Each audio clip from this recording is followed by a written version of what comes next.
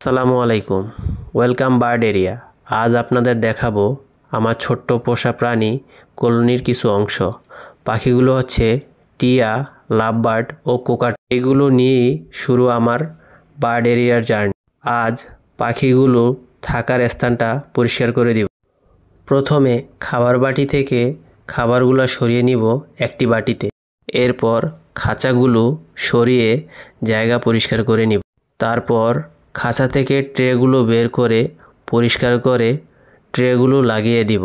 খাঁচাগুলো পরিষ্কার হয়ে গেলে আগের জায়গায় খাঁচাগুলো রেখে পাখিগুলোকে খাবার দিয়ে দিব। এটা হচ্ছে আমাদের ছোট্ট পিকু। ওর বয়স 15 থেকে 20 দিন। কিছুদিন আগে এক বড় ভাইয়ের কাছ থেকে এই কোকাটেলের সুন্দর বেবিটা নিয়ে আসি। আলহামদুলিল্লাহ, ওকে ডাকলে খুব ভালো রেসপন্স করে।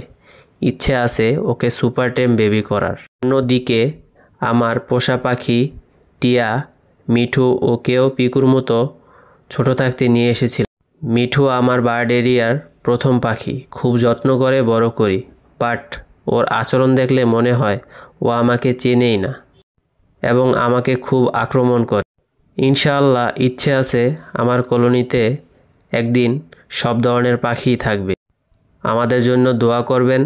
আল্লাহ তাআলা যেন আমাদের এই কলোনিতে বারাকা দান করে। নেক্সট ভিডিওতে আপনারা আমার কলোনিতে নতুন কোন পাখিটি দেখতে চান তা কমেন্ট বক্সে অবশ্যই জানান। ইনশাআল্লাহ আমি সেই পাখিটি নিয়ে আসার চেষ্টা করব।